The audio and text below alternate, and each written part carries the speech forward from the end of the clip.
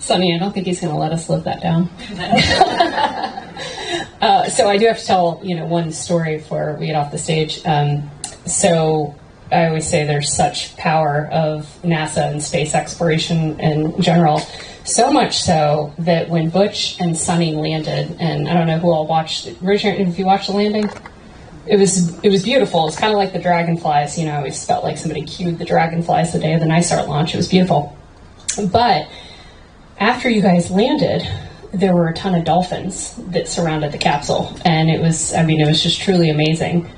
I had probably no less than 10 people reach out to me that were, not NASA people, but generally fascinated by space, and said, that was amazing that you guys had dolphins there for the landing. How did NASA do that? You should always have dolphins. So that's the magic of space and what NASA brings. So thank you for cueing the dolphins for all of us, and the childlike behavior in all of us. You're all an inspiration, so thank you. Thank you all very much for what you're doing and the bravery it takes to go into space. As you said, it's hard, it's not easy. A lot of people have made a lot of sacrifices of all sorts of different types along the way, so thank you. My question is, in recent years, I know NASA has done a lot of work to try and connect activities in space. As a matter of fact, for most of my life, NASA has tried to do a lot of work to connect activities in space to benefits here terrestrially.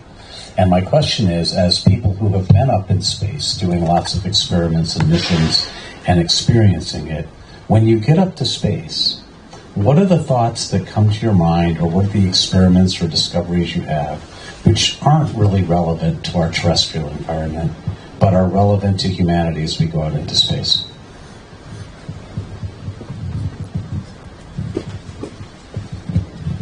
So one of the U.S. crew members on Expedition 72 that's not here tonight, Don Pettit, if you know anything about Don Pettit, he's known for his Saturday morning science. And these are all of his projects. He's a scientist. There's no better scientist in the astronaut corps. By comparison, I'm a lab technician that collects a lot of data and samples and sends them back down. I'm a pilot. And I do the toilet. And so he would be up there and he would set up little demonstrations, little experiments to collect data, and it was just getting its fundamental curiosities, and it was an education every time he got up. He would charge little Teflon rods so that they have a charge, but then he'd also charge water and then drop water droplets around it, and you'd watch them orbit this Teflon rod just to better understand that interaction. He was growing crystals up there because he could grow them in a certain form and shape that you could do it on the ground, but he could do it an order of magnitude larger up there. And so it didn't have any direct impact. It wasn't going to produce a cure-all vaccine for some disease on the ground in the next 3 months. But it was just pushing the boundary and asking that why question, why does this happen?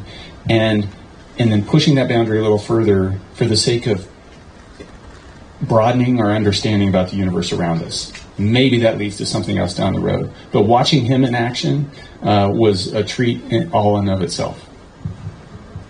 Yeah, Nick said it really well in our video that we have, and I think it's going to be released. But when you take gravity out of the equation, there are so many small interactions that we never see on Earth because gravity is so prevalent. And so when you take that element out of the equation, you can actually see hopper crystals being grown. I mean, these are things that Don was doing while he was up there that you just cannot do here on Earth. And it was pretty awesome to see how much every part of everything that we do here on Earth is shaped by gravity. We can't escape it. When we get home, it's terrible. You have to deal with it, but we just can't escape everything. Literally, we are formed. We look how we look. We do what we do because of gravity. So when you take that out of the equation, we can really unmask some other secrets. And Don's the one to figure that out. What was the most physically demanding or difficult aspect of preparation, either early on or in the immediate training before you launched? Shooks, do you want to start on this one? If I heard it correctly, what's the most difficult? days of training before launching for the mission? Yes. Yeah. Okay, so from my personal experience, I would say that our quarantine was the most difficult because we ended up staying for 32 days in quarantine because the launch kept slipping for one reason or the other. But before that, I'm sorry, we had longer than that. We beat you. And I thought it was a blessing. That's why I didn't have to see a lot of people. I would take extra days on space anytime. Quarantine, not so much. But the training was really fun. I would say that the way it has been designed, I really did not find it. It is challenging. It is hard because you're learning 10 different things for one single purpose at different times. But all of it is designed and curated in a way that everything comes together beautifully. You know everything when you're launching for the mission. I was really confident and prepared for my mission. But once you get launched and you reach the orbit, I think that is where the shift happens because your body undergoes changes which you did not experience before, at least for who are traveling for the first time. And then you have to adapt and work, even though you know everything. Things become slow and there is some confusion and you're not feeling very well, and then you have to do things. So personally, I would say that was the most challenging part for me, the initial 2 days, I would say. But other than that, the training itself was super fun and designed very well to understand each and every aspect of the space flight. Thank you.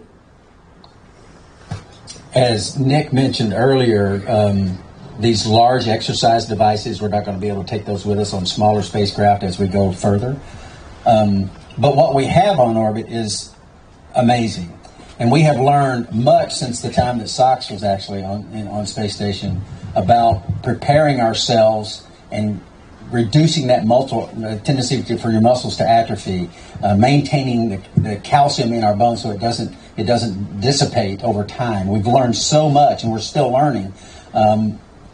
I worked out every single day I was in space. Never took a day off. Even the morning I did a spacewalk, I got up early and worked out.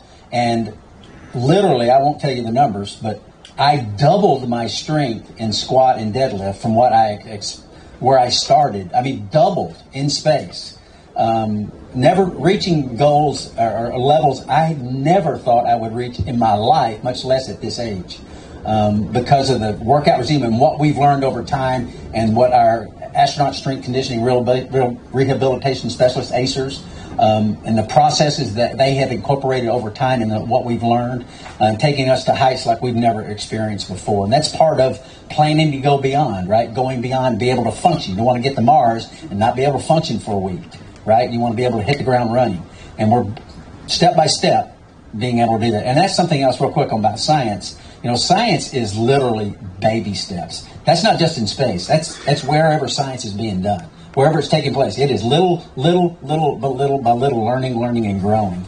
And that's one of the great things about the space station, having lasted as long as it has. We're continuing to do science, taking baby steps beyond steps that were learned like a decade ago. And we're continuing to learn and go forward. And that's a huge plus for all that we're trying to accomplish. Thank you very much. I think we'll catch up with all of you again as part of the reception. That's really a wonderful panel. Thank you, Casey, and thank you, the astronaut team. Distinguished guests and esteemed colleagues from our mission. As we draw this memorable evening to a close, I wish to extend my heartfelt gratitude. On behalf of the Embassy of India and ISRO, I thank each one of you for gracing us with your presence and for sharing the journey of discovery and collaboration. May the inspiration of this evening continue to guide us towards new horizons. Thank you all, and request you all to join for a reception along with all of us. Thank you.